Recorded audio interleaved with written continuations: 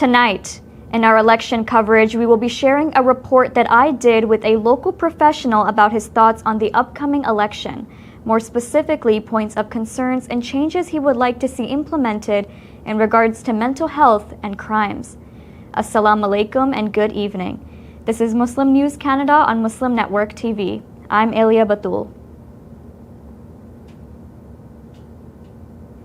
Starting today, some Canadians heading to the U.S. must complete an alien registration form. They will also be fingerprinted as part of the process. Canadians under 14 must still register, but they will not be fingerprinted. The move is part of U.S. President Donald Trump's immigration crackdown. The city of Vaughan may drop the name America Avenue. Mayor Stephen Del Duca wants to rename it after Canadian icon Terry Fox. The change is a symbolic move as tensions with the U.S. over trade tariffs are mounting. Officials say it's time to celebrate Canadian values and heroes. Bell is lobbying to remove Elon Musk's Starlink from a federal subsidy program. The program helps bring the internet to rural and remote communities. Bell argues Starlink does not need the help because it charges a flat rate across the country. Traditionally, the funds went to telecoms to help cover infrastructure costs in hard-to-reach areas. Big changes are coming to Mississauga. City Council has approved a new plan that allows for 370,000 housing units by 2051. Expect more high-rises, semi-detached homes, and small retail tucked into residential areas. Officials say it's a major step towards addressing the region's housing crunch. Ontario Premier Doug Ford is finding ways to reverse U.S. tariffs on Canadian goods. This comes as Ford met with Utah Governor Spencer Cox yesterday in Toronto. Utah counts Canada as its second biggest trading partner. Cox says he has spoken directly to President Trump and White House officials, pushing to scrap the tariffs entirely. Now I bring you the latest report from what's happening in the political sphere. Assalamu alaikum. This is Muslim Network TV and I'm your host, Aylia Batool. This is GTA Muslims Today, where we are interviewing people about their thoughts on the next federal election. I'm joined here with Atul Mehra and I'll be asking him his thoughts going forward. So Atul, thank you so much for joining us today and please tell us a little bit about yourself. Thank you for your invitation, Aylia. My name is Atul Mehra and I'm an author, international speaker, and registered psychotherapist. I have written 3 books and my 3rd book is coming, Say Yes to Anxiety. So I work with unconscious levels so that people can, understand themselves and live a better life.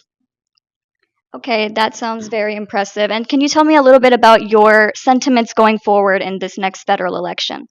Yes, the emotions are very high. We really don't know what exactly is going to happen. But I think that whoever is going to come is going to think for us. So whatever comes, we have to bear it because there is no 100%. Yeah. The percentage is not 100%. Maybe it's 50, 40. So you cannot have all the things together. So I'm ready for anything that comes, but we are always hoping that the new government that comes, it's going to do something for us and not like they promise and they then break the promises. And what are some issues that are going to affect your vote in this federal election? I'm very much looking at how the crime rate is going and how our system is so, so weak. Like you can see that all the criminals who were on bail, they are doing the same thing. Then we have, issues like connecting with especially our housing market and especially the mortgages, every time that 5-year the renewal. Yeah. And then we have dental health issue. We have mental health issue. So there is a lot of things to work. And one of the most important thing, is we should be independent because what is happening, it is because we are not independent. It's like we are selling our oil to USA and then buying it again for what? To use it. So we have, so many taxes, we have so many issues. So all these things has to be done one by one. You cannot say because some governments want to consider this one, other wants to give priority to something else. But we have to put all the governments together, all the points, and then go one by one, because otherwise it's always going to be moving in circles. Do you have anything to say about the current tariffs that are being put in place by the US? I'm not that much bothered about tariff, because I know in Chinese there is a word. So crisis means crisis, and crisis also mean opportunity. I would like to speak something very beautiful, which I was looking at Pierre Poliver. He said that we should send to US president a bouquet, because he is telling us that it's time to become independent. It's time to use all the resources we have. It's time to take all the things into consideration and make a solid plan, because we can be independent, because becoming independent is the most important thing. And if we are independent, we can do much better. We have everything, but we don't have, and the best of all, we are multicultural country. Yeah. And I know, you work in the line of healthcare. What do you think about the state of healthcare in this country right now? The mental health is deteriorating day by day. I can see a lot of people are going through anxiety and depression, and they don't know what to do. There's no social life. People are scared. If they are going to lose their job, they have performance issues, they have marital issues.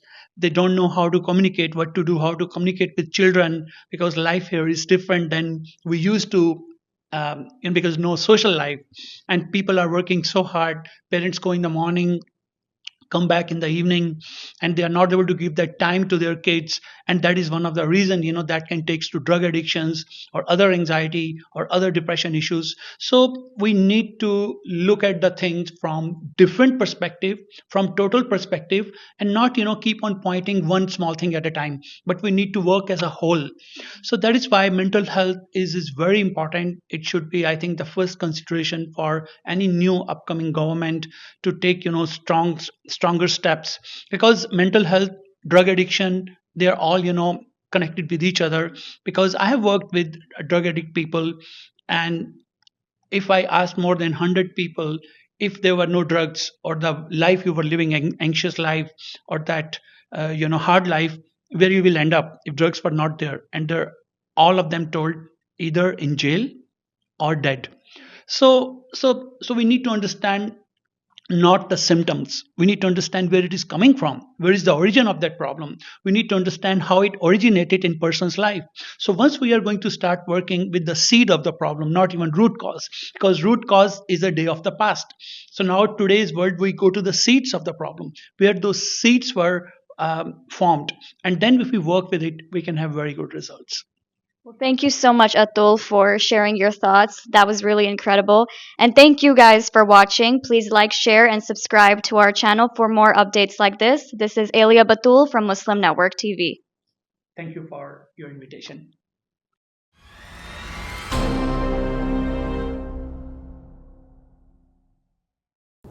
That's all from our Toronto studios. Thank you for watching Muslim News Canada. We are a community channel dedicated to bringing you stories you can trust.